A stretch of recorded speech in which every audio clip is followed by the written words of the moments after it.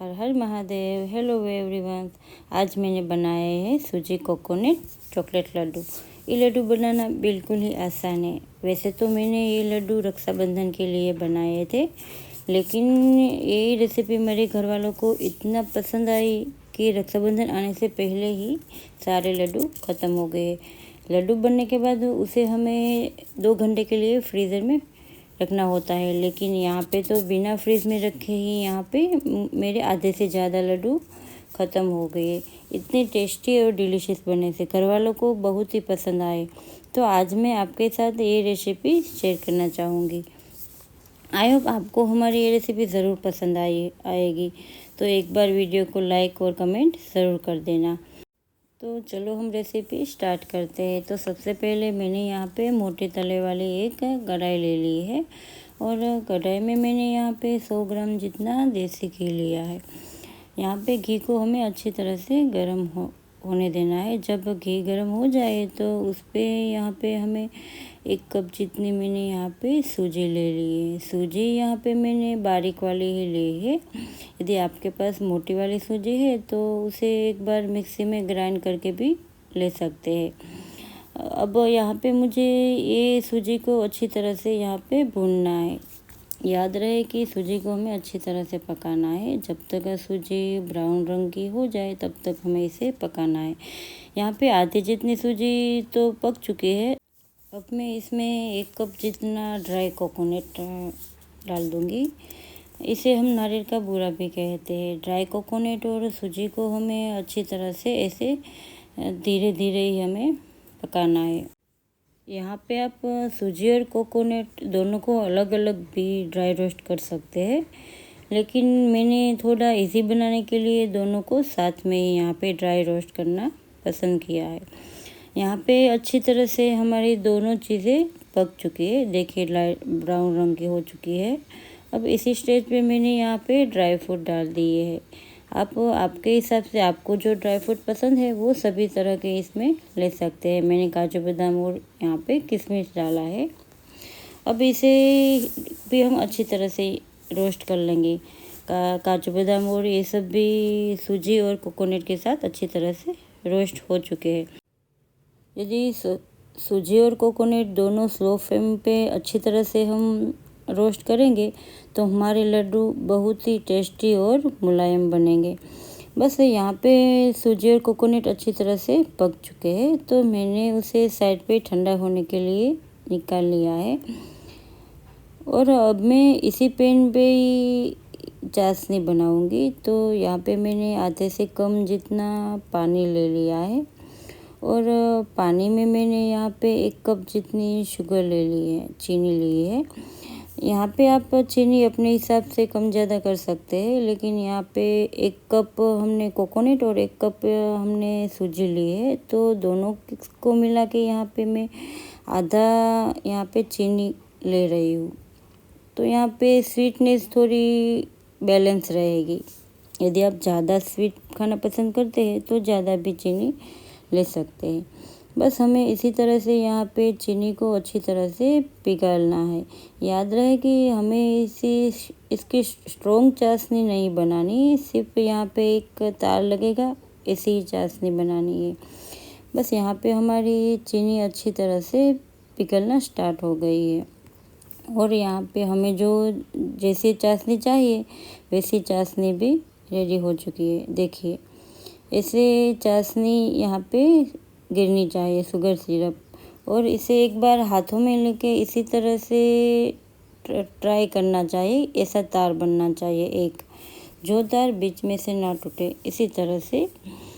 बस यहाँ पे हमारी चाशनी बिल्कुल रेडी हो चुकी है। तो हम इसी स्टेज पे हमने जो सूजी कोकोनट और ड्राई फ्रूट रोस्ट किए थे वो सभी हम इसमें डाल देंगे। याद रहे कि चाशनी नीचे न बैठे, इसके लिए इसे कंटिन्यू चलाते रहिए। और अब इसे अच्छी तरह से हम मिक्स कर देंगे। आई होप आपको हमारी रेसिपी ज़रूर पसंद आती है, लेकिन आप लाइक कमेंट करना भूल जाते हैं। तो मैं आपको याद दिला दूँ तो एक बार आप लाइक और कमेंट कर ले। अब इसी स्टेज पे मैंने यहाँ पे इलायची पाउडर डाल दिया है फ्लेवर के लिए। बस अब यहाँ पे हमारे सूजी कोकोनट लड्डू का मसाला बिल्कुल रेडी हो चुका है। फिर भी हम इसे 2 मिनट ऐसे ही चलाएंगे। गैस की फ्लेम को बंद कर देना है और ऐसे ही चलाते रहना है ताकि ये सूजी कोकोनट लड्डू नीचे ना बैठे। और इसी स्टेज पे हमें चेक करना है कि यहाँ पे इसी तरह के लड्डू बन रहे, ऐसी हमें क्वांटिटी चाहिए।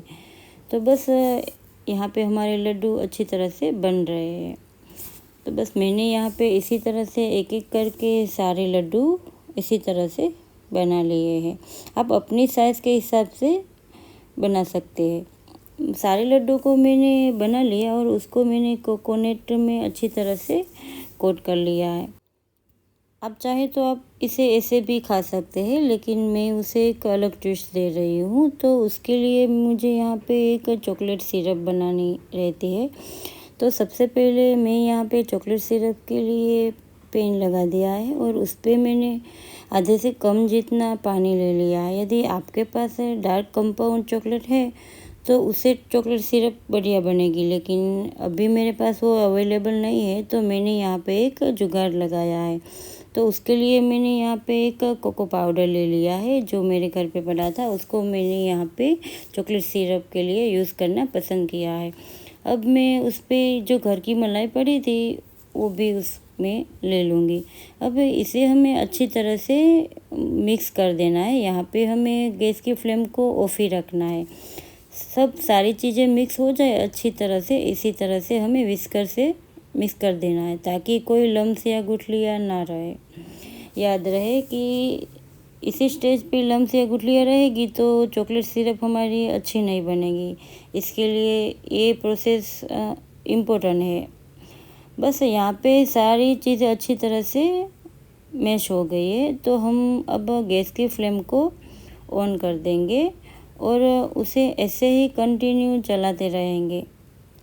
बस इसी तरह से हम 3 से 4 मिनट कंटिन्यू चलाएंगे तो हमारी चॉकलेट सिरप बन जाएगी।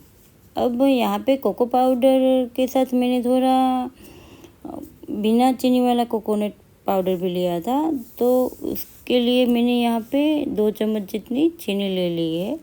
यहाँ पे थोड़ी स्वीटनेस मुझे कम लगी, इसके लिए 2 चम्मच ले लिए। यदि आपकी स्वीटनेस बराबर है तो आप इसे अवॉइड भी कर सकते हैं। बस यहाँ पे हमारी चॉकलेट सिरप बनना स्टार्ट हो चुकी है। बस इसी तरह से बस कंटिन्यू चलाते रहिए तो हमारी चॉकलेट सिरप रेडी हो जाएगी। यहाँ पे हमारी चॉकलेट सिरप बिल्कुल रेडी हो चुकी है और गैस की फ्लेम को यहाँ पे हमें बंद कर देना है और इसे हमें ठंडा करना है। लेकिन इसे फिर भी हमें कंटिन्यू चलाते रहना है। इसी तरह कि हमें यहाँ पे चॉकलेट सिरप चाहिए। बस अब हम इसे कंटिन्यू चलाएंगे और चॉकलेट सिरप को ठंडा करेंगे। हमें इसे छोड़ना नहीं है, इसे चलाते रहना है। जब चॉकलेट सिरप ठंडी हो जाए तब हमने जो कोकोनट लड्डू बनाए थे उस पर हम एक एक करके इसी तरह से हम चॉकलेट सिरप में डुबो देंगे और ऊपर से इसी तरह से हमें इसे कवर और कोट कर लेंगे। बस यहाँ पे मैंने इसी तरह से एक एक करके सारे लड्डुओं को चॉकलेट से कवर कर लिया है। जब सारे लड्डू इसी तरह से हो जाए तो हमें इसे 2 घंटे के लिए फ्रीज में रखना होता है। आई होप आपको हमारी रेसिपी ज़रूर पसंद आती है, लेकिन आप लाइक कमेंट नहीं कर पा रहे हैं तो मैं आपको याद दिला दूँ, आप एक बार लाइक और कमेंट ज़रूर कर दें कि आपको ये लड्डू कैसे लगे और घर पे एक बार ज़रूर ट्राई करना। बच्चे और बड़े सभी को ये लड्डू बहुत ही पसंद आएंगे। यदि एक बार खाएंगे तो बार बार आपसे इसकी फरमाइश करेंगे। और इसको बनाना भी बिल्कुल आसान है। इसके लिए आपको कोई भी झंझट या प्रिपरेशन करनी नहीं रहती है। मैंने जो घर पे सामान पड़ा था उसमें से ही ये बनाया है। तो यहाँ पे इसी तरह से मैंने सारे लड्डुओं को तैयार कर लिया है। अब इसे 2 घंटे के लिए हम फ्रिज में रख देंगे। उसके बाद आप लड्डू को एंजॉय कर सकते हैं। हाँ, आई होप आपको रेसिपी ज़रूर पसंद आ रही है। तो एक बार वीडियो को कमेंट कर देना कि आप हमारी रेसिपी कहाँ से देख रहे हैं, ताकि मुझे भी थोड़ा मोटिवेशन मिलता रहे और ऐसे ही यूनिक यूनिक रेसिपी मैं आपको देती रही हूँ। तो एक बार चैनल को लाइक और सब्सक्राइब ज़रूर कर देना और हमें फॉलो भी कर देना। रेसिपी को पूरा देखने के लिए थैंक यू।